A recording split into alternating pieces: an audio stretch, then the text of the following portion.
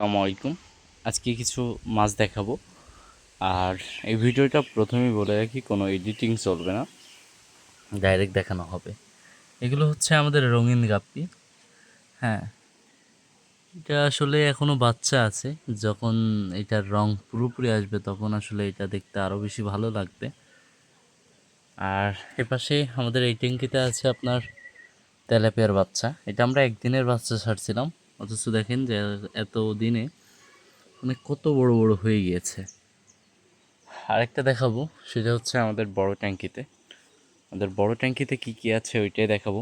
তার আগে একটা জিনিস দেখাই, যে গাপ্পিগুলো যে একসাথে বেড়াচ্ছে এটা কিন্তু আসলেই সুন্দর লাগছে। আমি যদি এইগুলো আগে থেকেই বুঝতে পারতাম তাহলে আসলে এই মাছগুলো নিয়ে আসতাম না।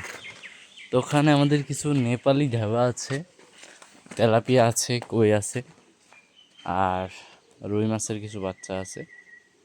তো 1 মিনিট, আমি এদেরকে এখন খাবার দিব। গতকালকে একেবারেই খাবার দেওয়া হয় নাই। এই হচ্ছে আমাদের পোলট্রির ফিড। ওটা আমি প্রতিবেলায় একবার করে দিই, তো মানে দিনে 2বার দিই, তবে সকালে 1 মুঠো আর বিকালে 1 মুঠো। এর বেশি আমি দিই না, কারণ খাবার বেশি দিলে যদি নষ্ট হয় তাহলে পানিটা খুব দ্রুতই নষ্ট হয়ে যাবে। পানিটা আজকে দিলাম তো এই জন্য একটু ঘোলা, নয়তো সম্পূর্ণ মাছ সবই দেখা যেত।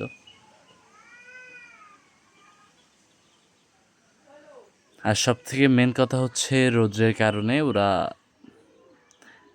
পটের তলে থাকে আর কি।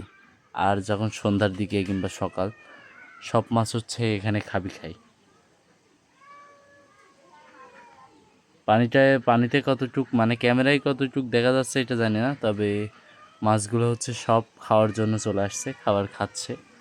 এটা কিছু রঙিন মাছগুলো হয়তো কিছু দেখা যাচ্ছে, আর বাদ বাকি যে দেশি মাছগুলো আছে ওইগুলো মোটেই দেখা যাচ্ছে না, কারণ কিছুক্ষণ আগে আমি মোটরে পাইপ দিয়ে পানি দিলাম, এজন্য হয়তো এরকম হচ্ছে। তো আজকের ভিডিও পর্যন্তই। অ্যান্ড আমি এই ভিডিওটা এডিট করব না, প্রথমেই বললাম, ন্যাচারাল একেবারে।